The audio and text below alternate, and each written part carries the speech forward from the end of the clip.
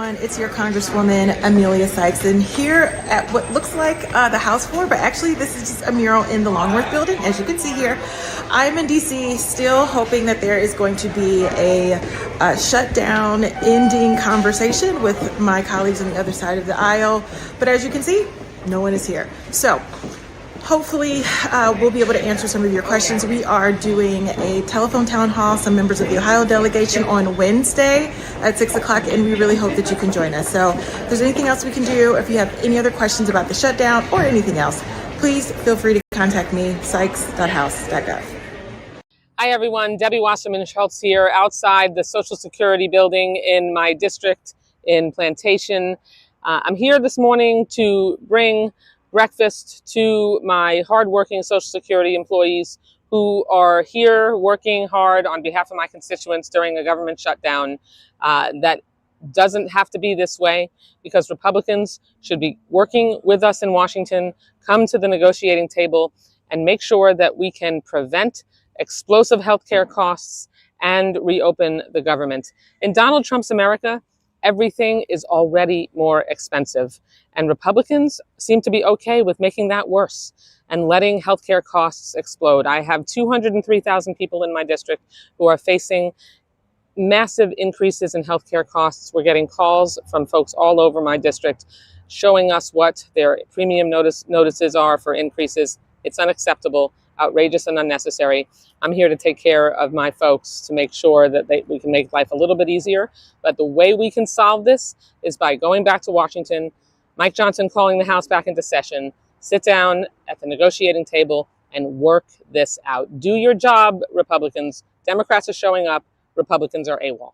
Washington Representative Adam Smith says the White House has gone too far, calling recent U.S. strikes on boats in the Caribbean illegal and dangerous. Smith is demanding a congressional hearing to question the legal basis for those strikes.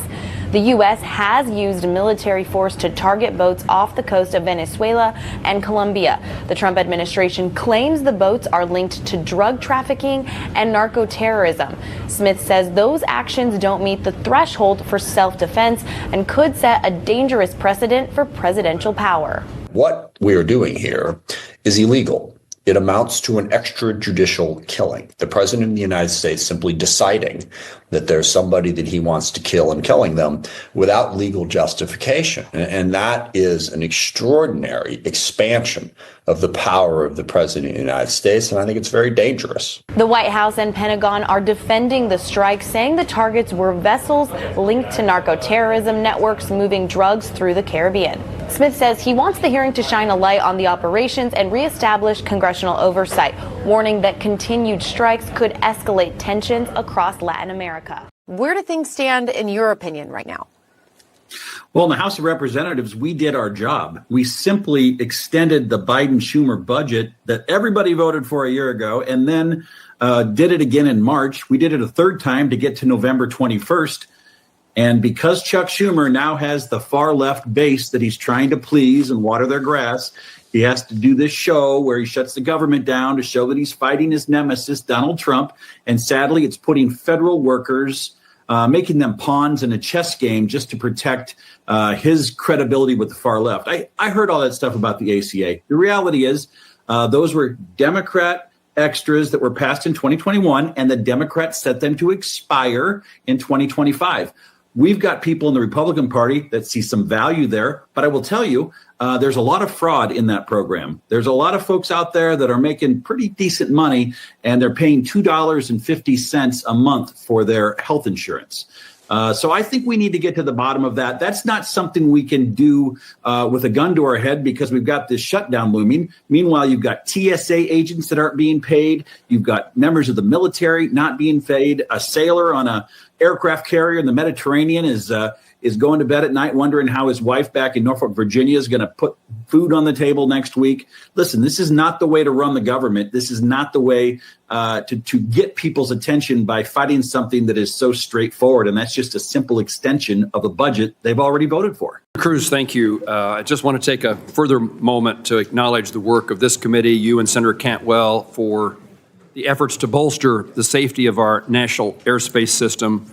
represented by the Rotor Act, which we just adopted and passed in this committee and will report to the Senate.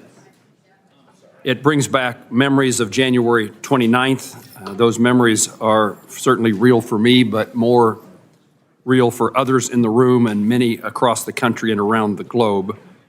And I know that we continue to mourn the loss of family members and victims of a tragedy that occurred that day. American Airlines Flight 5342 originated from Wichita, Kansas, carrying Kansans and others, and it's certainly changed the way how we now think about air traffic safety. Today, we seek to address many safety concerns that make our skies safer, both for civilian travelers and for our military men and women. Central to the conversation surrounding that day in January is the use of and the failure to use ADS-B technology. While elements of ADS-B technology out are mandated by the FAA, others are not. This bill encourages greater adoption of integration of ADS-B in technologies, ADS-B in technologies which share an aircraft's GPS position, altitude, identity, ground speed with air traffic control and other aircraft equipment with ADS-B in. Broader use of this technology improves safety and could have saved lives on the evening of January the 29th. The Rotor Act is also forward-looking and considers steps to deploy other safety-enhancing technologies such as ACAS-X. I thank Chairman Cruz and Ranking Member for their work, as well as their partnership and the adoption of my amendments to the agreed-upon version, which bolster the underlying bill and address vulnerabilities the NTSB has identified in their investigation up to this point. I also take note of the presence of the chairwoman of the NTSB and thank her and her team for their tremendous support effort to find out what occurred and how to avoid it occurring in the future. It should not take a tragedy to get us to this point, and I'm grateful that this committee is taking steps to address recent accidents as well as taking proactive approach to aviation safety. We will continue to do so. And again, Chairman and Ranking Member, I thank you both for your leadership in this regard. I look forward to continuing to work with you. Thank you. I have a short article that I want to put in the record, and I'm going to describe it before I ask permission. In a column published in the Wall Street Journal Monday, October 13th, Jamie Dimon, CEO of J.P. Morgan Chase, called out the need for investment in national security. He mentioned many areas that have been talked about a lot in Washington, like securing supply chains for critical materials like rare earth elements, ramping up defense modernization and innovation, energy, independence, and resilience, and accepting advancements in strategic technologies. The problem is that in Washington here, and particularly in the Congress, it has been mostly just talk. As a private sector leader, Jamie Dimon's putting his money where his mouth is. Congress ought to take note and follow his lead. So I ask unanimous consent that this column be inserted into the record. Without objection. October is Breast Cancer Awareness Month. October is the month that we bring attention to the plight of those who've had breast cancer and educate others on the importance of early detection. My wife, Barbara, is a 38-year breast cancer survivor. We're fortunate that her breast cancer was detected very early. We know with certainty that early detection can dramatically increase a woman's chance of defeating breast cancer. A regular mammogram is the best way to find breast cancer early. as screening and treatment has improved. We've also learned more about the accuracy of mammograms test. However, if you have what is called dense breast tissue, it can make it harder for the radiologist reading the mammogram to see the breast cancer. So, last year, the Food and Drug Administration started requiring all mammograms reports sent to patients must include breast density, which should be described as either non-dense or dense. If someone is notified that they have dense breasts, they should talk to their healthcare provider to discuss the next steps, as an MRI or ultrasound may be recommended to confirm the mammogram reading. This new yet simple requirement by the Food and Drug Administration will better inform patients and help them advocate for themselves. Early detection was critical for my wife. Today, patients will be better informed when they do get checked. As my wife often says, just keep getting checked. It's day 21 of the government shutdown, and Mike Johnson has once again canceled votes, which means this is the 4th week in a row that Mike Johnson has canceled Congress and refused to call Republicans back to Washington, D.C. He is literally running away from negotiating. I'm not running away. I'm here in Washington, D.C. But I know that this can feel just like politics and everyone accusing the other side. But at the bottom of this, what's happening is that America is facing down a healthcare crisis. Millions of Americans are going to get priced out of having health insurance. And if you are on the ACA, one of the exchanges, you've probably already gotten notifications about how much higher your premiums are going to be. If that's you, put that number in the comments below. We are fighting for all Americans to have the health care that they need. We are fighting to reopen government and protect people's health care. If you agree, like and share this video, and stay tuned for more updates on the government shutdown. Mr. President, today I rise with a heavy heart in honor of longtime Capitol Hill staffer and friend Kevin McDonald. He began his career as an intern, and he worked his way up to the top political strategist in the office of the President Pro Tem of the Senate, Senator Patrick Leahy, with whom he spent more than 30 years serving alongside. This alone speaks volumes to Kevin's professional character, his loyalty, dedication, and his selflessness. His former colleague, Ann Berry, who served as Deputy Chief of Staff to Senator Leahy before her appointment to the Secretary of the Senate, had this to say about Kevin. I have always viewed public service as an honor, and Kevin McDonald represented the best in being a public servant. Whoever he was helping, he wanted them to have the best experience. Whether it was pulling together a meeting of senators or showing the latest crop of interns the ropes. For over 30 years, he set our boss, she said, Senator Patrick Leahy, up for success. He advised and handled logistics to keep the senator and Senate running smoothly. Kevin loved assisting guests from Vermont and around the country experience the majesty of the U.S. Senate by organizing tours, helping them attend special events, and always offering expertise that made D.C. a truly special place for everyone to visit. Kevin set an incredible example for all public servants with the positive impact he had on the lives of countless people, including me, end quote. Like former Secretary Ann Berry, many of us were fortunate to call Kevin a friend. We didn't just work with him, we got to know him on a personal level. I worked closely with Kevin when I served as Chief of Staff to Senator Richard Shelby. As the top-ranking appropriators in Congress for several years, and while they certainly did not see eye to eye on most every policy-related issue, Senators Shelby and Leahy, alongside their wives Annette and Marcel, enjoyed a close personal relationship. A relationship and tradition that Senator Welch and I are committed to upholding.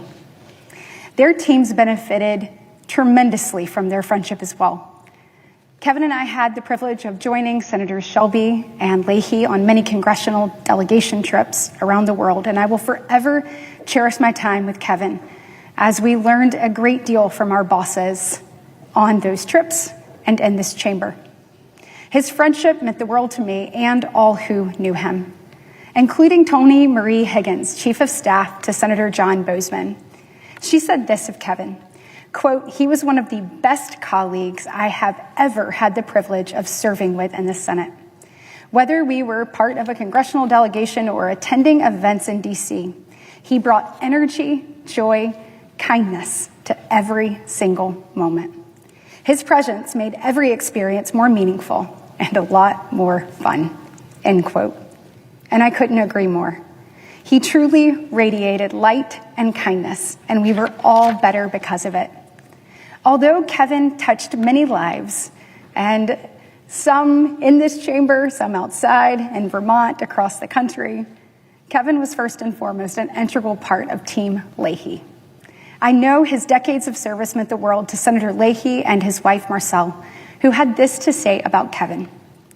Kevin McDonald was more than a senior advisor and a scheduler. He was like a member of our family, and our whole family felt that way.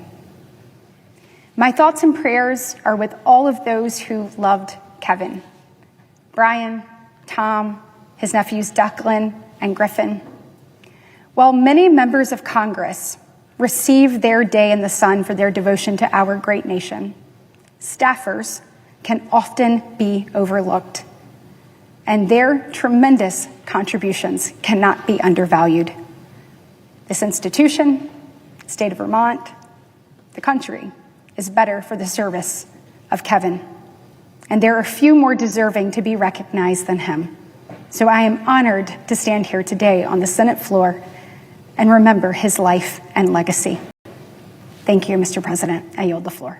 Hey everybody, Tim Kaine here in my Senate office in the Russell Building. It's the 21st of October. We still do not have a prompt path forward on government funding because there's a missing ingredient, and that missing ingredient is the president. When we've avoided shutdowns in the past, as we approach deadlines, it's been because the president has been willing to call together legislative leaders and say, let's find a deal. And when we've been in shutdowns in the past, we get out of them when the president engages congressional leadership. We've seen no engagement by the president. He held one meeting with congressional leaders the day before the shutdown deadline, and when it was done, immediately started sending out joke AI-generated videos of Democrats with sombreros on and artificially enhanced voices. He's treating it like a joke. He had a meeting in the White House last week with the Argentinian president to say they would get $20 billion of American taxpayer funds for a reason that to most seems mystifying. And today he's having a meeting at the White House to show Senate Republicans his plans for a new ballroom that he's constructing on the White House grounds. But the one thing he won't do is invite Democratic and Republican leaders to come together to find a path forward. As soon as the president engages, we will find a deal. And we hope that that's soon, because people are hurting. Federal employees are hurting. People are starting to miss paychecks. I've deferred my own paycheck until government reopens out of solidarity with the other federal workers. But we need to get back on track, and we can do so as soon as the president engages. The issues that are on the table are very plain. We don't want Virginians and Americans' health care premiums to dramatically spike up, which they're going to do because of the reconciliation tax bill that the Republicans passed this summer. We expect Virginians are going to start getting notices about premium increases within the next day or so. And it's just unacceptable that the Republicans would extend tax cuts for the very wealthiest, but take away support for Virginians and Americans who need that support to afford health insurance. So that's what we're really focused on. And we're going to stay at the table until the president finally decides to come up to the table and sit down and negotiate a path forward. Happening today, President Trump expected to meet with Senate Republicans as the government shutdown enters day 21, after Senate Democrats blocked a funding bill for the 11th time. Senate Majority Whip John Barrasso joins us now. Senator, What's the message at the lunch today? Do you expect to hear marching orders from the president? Is he going to be listening to what you guys want to do? What do you think? Well, Republicans are united, and I expect the president to say, stand strong. What we're seeing here are the Democrats practicing the politics of pain, and it's the American people who are suffering the pain. And it's the millions of military members, TSA agents, Border Patrol, people who go to work every day, and they're wondering when will they get their next paycheck. I talked to someone in Wyoming yesterday who's in that category, and they're saying, still got to put food on the table, try to feed the kids. How are we going to do that? The Democrats don't seem to care about any of those Americans. They care more about the people in their left wing who want to provide health care for illegal immigrants paid for by taxpayers rather than pay the men and women in uniform. It's wrong. They're afraid of their liberal base. So here is Senator Schumer. Believe it or not, he has a different take. What kind of country do we live in? What kind of party is this Republican Party that is unwilling to solve this problem, which is staring Americans in the face, frightening Americans from one end of the country to the other? And yet Republicans, what are they doing about it? Nothing. They're on vacation. It's unacceptable and morally repugnant. Wasn't the senator part of a rooftop party that Democrats were having over the weekend? Yeah, Chuck Schumer is playing a dangerous political game with our country. It's wrong. He's told the press, he said, every day gets better for us. I'm wondering who the us is. It's not the American people. It's not the people who go to work every day and are worried about the families. It's not the people that get on an airplane, the people that are worried about what's happening at the border. It's none about them. This is a political game that was orchestrated by Schumer, organized in his office with the far left base of the party. They had been planning this shutdown for months because Chuck Schumer is afraid of AOC and of his own shadow and of his party. And as the group that nominated Mondami to be the mayor of New York City, that's where he lives. Those are the people. And he's really afraid of his own voters right now, in the fact that he's worried about his own reelection. He ought to be worried about the people of the United States. Congressman Chip Roy says Republicans should consider nuking the filibuster for funding bills like this and just, you have enough. You have over 50. You just don't have 60.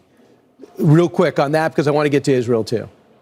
No, that's not going to be the case. There aren't the Republicans that would want to support it. The Democrats would love for us to do that. They tried to do it last time because they wanted to add D.C. and Puerto Rico as states with more Democrat senators. They wanted to expand the Supreme Court from 9 to 13, and they wanted to get rid of voter ID. So that's not something that we're going to entertain. All right, so here is President Trump yesterday. He saw over the weekend that Hamas fighters killed 2 IDF soldiers who were just standing on the line, the yellow line, and they would retort back, killed 14 Palestinians. Here's what Donald Trump said about how Hamas is acting.